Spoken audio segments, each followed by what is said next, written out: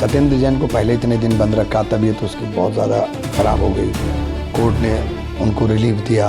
राजनीतिक प्रतिशोध के साथ कार्रवाई होना किसी भी सूरत में उचित नहीं। हर पार्टी का अपना अपना मसला है, हमारी कोई टिप्पणी उचित नहीं है। सांसद जी, क्या कहेंगे दिल्ली सरकार के पूर्व मंत्री रहे सत्येंद्र जैन और उनके समेत जो जल बोर्ड के सीईओ हैं, उन लोगों को गिरफ्तार किया गया है दोबारा? देखिए, राजनीतिक प्रतिशोध में ये जो कार्रवाइयाँ होने का एक क्रम देश में शुरू हुआ है, वो लोकतंत्र के लिए बेहतर नहीं होता है। मुझे बस की तो जांच है, जांच का विषय है, क्या नहीं है, कोर्ट देखेगा। लेकिन मेरा मानना यह है कि राजनीतिक प्रतिशोध के साथ कार्रवाई नहीं होनी चाहिए। आम आदमी पार्टी के तमाम नेता कह रहे हैं कि पंजाब के अंदर चुनाव है, उसी के दृष्टिगत ये बीजेपी ने सारा चक्रव्यूह रचा है और उसके तहत इनकी गिरफ्तारी। मैं कह तो रहा हूँ कि सत्येंद्र जैन को पहले इतने दिन बंद रखा, तबीयत उसकी बहुत ज़्यादा ख़राब हो गई, कोर्ट ने उनको रिलीफ दिया। तो अब नए मामले में यही आजम साहब के साथ हो रहा है, यही सत्येंद्र जैन के साथ हो रहा है। तो राजनीतिक प्रतिशोध के साथ कार्रवाई होना किसी भी सूरत में उचित नहीं है। वंदे मातरम को लेकर जिस तरह से राजनीति गरमाई गई है, उसी के अंतर्गत खड़गे जी ने अब इसको कहा है कि आप जो है महात्मा गांधी जी पर, नेहरू जी पर और अन्य तमाम ऐसे चाहे पटेल जी हैं, उन पर भी मुकदमा दर्ज कीजिए, क्योंकि उन्होंने भी इस तरह से इतना ही राष्ट्रगान किया, वंदे मातरम। देखिए, इन्होंने राष्ट्रगान का अपमान किया, ये ट्विस्ट कर रहे हैं। 51 सेकंड का हमारे लिए राष्ट्रगान सर्वोपरि है और बच्चे बच्चे को कंठस्थ है, उसके ऊपर इन्होंने राष्ट्रगान का अपमान किया, पहले नंबर पर उसे रख दिया, 3 मिनट 21 सेकंड उसे। तो ठीक है, सम्मान करिए, हम कब मना कर रहे हैं। हमने तो, हमारे यहाँ तो हर अधिवेशन के अंदर गुरु रविंद्रनाथ टैगोर ने जो हमें दिया उसको हमेशा गाते रहे। तो गुरु रविंद्रनाथ टैगोर के ऊपर भी बात करो, ये तो उनका ही दिया हुआ है ना।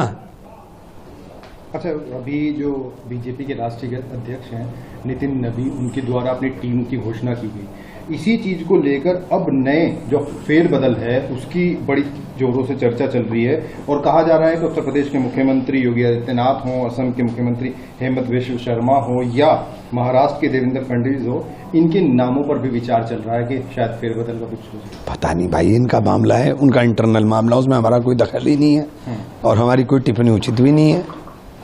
हर पार्टी का अपना अपना मसला है, हमारी कोई टिप्पणी उचित नहीं है। अच्छा, CWC की जो है मीटिंग होनी है कांग्रेस की, छात्रों का मुद्दा हो चाहे राम मंदिर मुद्दा हो, इसको लेकर जितनी भी सरकार के द्वारा गड़बड़ी की गई है, इन चीज़ों को लेकर उनको घेरने की तैयारी कर रहे हैं, क्या आप लोगों की प्लानिंग रहेगी, किस तरह से आप? देखिए, CWC हमारी जो वर्किंग कमेटी है उसके अंदर हर चीज़ डिस्कस होती है, बड़ी लोकतांत्रिक पार्टी है हमारी और हर चीज़ों का ओपन डिस्कशन होता है, उसके बाद पार्टी निर्णय लेती है। तमाम जो कथित गड़बड़ियां कही जा रही हैं, इनके ऊपर किस तरह से आप लोग सरकार को घेरने की? अभी सरकार को तो घेर रखा है, सरकार को 12 साल की कुंभकर्णी नींद से हमने जगा दिया है, सरकार को सोने नहीं देंगे, ये जगा कर रखेंगे।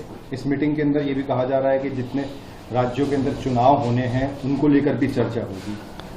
हर चीज़ की चर्चा होती है, हर पार्टी के अंदर एक प्रोसेस, सब पार्टियों का अलग अलग होता है। हमारा प्रोसेस ये है कि हम सब चीज़ों को चर्चा कर करके करें। अभी आपने बात की जौहर यूनिवर्सिटी की, आजम खान जी की, उनकी जौहर यूनिवर्सिटी पर भी ईडी ने छापेमारी की। अरे ईडी, सहारनपुर के अंदर भी ईडी तो तोता है इनका, कहीं भी छापेमारी करे, ईडी किसी के यहाँ चला देते हैं। ये इलेक्शन आया, ईडी इस्तेमाल होनी शुरू हो जाती है। सहारनपुर के अंदर भी जो है छापेमारी हो रही है। हाँ, हो जाए, क्या करें बताओ, जो हो रहा है हो जाए।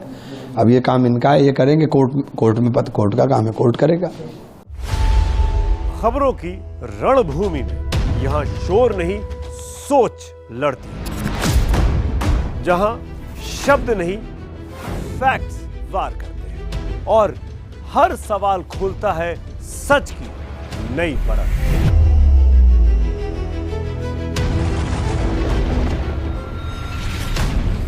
चक्रव्यूह आपके अपने सुमित अवस्थी के साथ सोमवार से शुक्रवार शाम 6:57 पर टाइम्स नाउ नव भारत पर।